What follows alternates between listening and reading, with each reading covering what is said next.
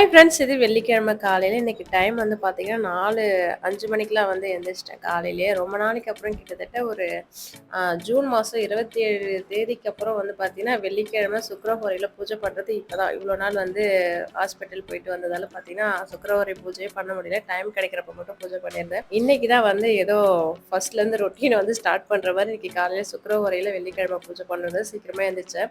இன்னும் சீக்கிரமா எந்திரிச்சதுக்கு வந்து பார்த்தீங்கன்னா, காலையிலே லஞ்ச், டிஃபன் எல்லா வேலையும் முடிச்சிடலாம் அப்படின்றதுக்காக தான் சீக்கிரமா எந்திரிச்சிருந்தேன். எனக்கு மட்டும் ஏன் இப்படி நடக்குதுன்னு ஒண்ணு போனா ஒண்ணு வந்து இந்த மாரி வந்துகிட்டே இருக்கு. இப்பதான் ஓரளவுக்கு நார்மல் ரொட்டீனுக்கே வந்தேன். அதுக்குள்ள பார்த்தீங்கன்னா சளி புடிச்சிருச்சு. எதனால புடிச்சதுன்னு எனக்குமே தெரியல. போன வாரத்துல முந்தின வாரமா என்னன்னு தெரியல. நெல்லிக்காய் ஜூஸ் போட்டு குடிச்சதாலயா என்னன்னு தெரியல. என்ன சாப்பிட்டோன்னு எனக்கு தெரியல. சளி வந்து பயங்கரமா புடிச்சிருச்சு. அதால பேசுறதே ஒரு மாதிரியா இருக்கு.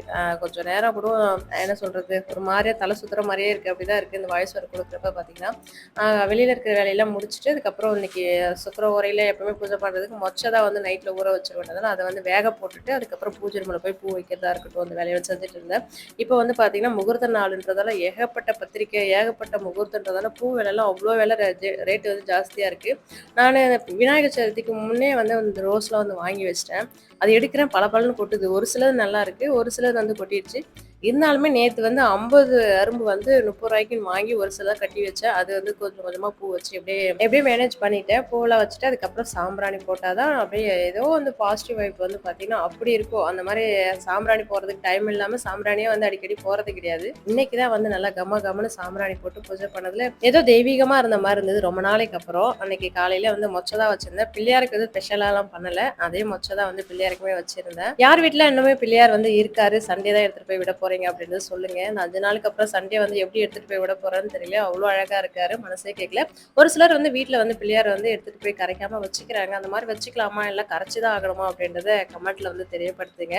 பூஜை வேலையெல்லாம் முடிச்சுட்டு அதுக்கப்புறம் வந்து இன்னைக்கு கத்திரிக்காய் போட்டு காரக்குழம்பு வந்து மொச்செல்லாம் போட்டு வச்சுக்கலான்றதுக்காக கத்திரிக்காய் பறிக்கிறதுக்காக போயிருந்தேன். அந்த கத்திரிக்காய் செடியில எல்லாமே பூச்சி விழுந்துருச்சு. கோல் ஒன்று எடுத்துன்னு போறது எதுக்குன்னா பாம்புக்குமே எதனா இருக்க போகுதுன்றக்காக கோல் எடுத்துட்டே போய் நல்லா பிஞ்சு பிஞ்சா கத்திரிக்காய் இருந்தது. கத்திரிக்காவே இல்ல. இப்ப கொஞ்சமா வந்து பிஞ்சா நல்லா இருந்தது. அத மட்டும் பறிச்சு எடுத்துட்டு வந்து காரக்குழம்பு வச்சிருந்தேன். இந்த கல்யாண காரக்குழம்பு இருக்கு இல்லையா, அந்த மாரி வச்சேன். ஆனா அப்படி இருந்ததா என்னலாம் தெரியல. எனக்கு ஆனா நல்லா இருந்தது. ஆனா அந்த மண்டபத்துல வந்து சமையல்காரங்கலாம் வைப்பாங்க இல்லையா, அந்த மாரி வந்து செய்யறதுக்கு ஆனா வரவே வர மாட்டேங்குது. எப்படிதான் ட்ரை பண்ணாலுமே. இன்னைக்கு வெள்ளிக்கிழமை டே இப்படிதான் போச்சு. இன்னைக்கு என்னோட தம்பி குருநாதனுக்கும் சந்தியாவுக்கும் வந்து திருமண நாள். 3வது வருஷம் திருமண நாள். இனிய திருமண நாள் வாழ்த்துக்கள். எப்பவுமே ரொம்ப சந்தோஷமா ஹாப்பியா இருங்க. அடுத்ததான் நம்ம ஃபேமிலில சரளா சிஸ்டருக்கு வந்து இன்னைக்கு பிறந்த நாள். இனிய பிறந்த நாள் வாழ்த்துக்கள்மா. எப்போ ரொம்ப சந்தோஷமா ஹாப்பியா இருக்கணும். எங்க வீட்ல யாருக்கா இருந்தாலுமே பிறந்த நாள்னா ஃபோன் பண்ணி விஷ் பண்ணிடுவாங்க. அடுத்ததான் நம்ம ஃபேமிலில பழனிசாமி, அனுஷியா இவங்க திருமண நாள் கொண்டாடுறாங்க. இனிய திருமண நாள் வாழ்த்துக்கள் சிஸ்டர். எப்போ ரொம்ப சந்தோஷமா ஹாப்பியா இருங்க.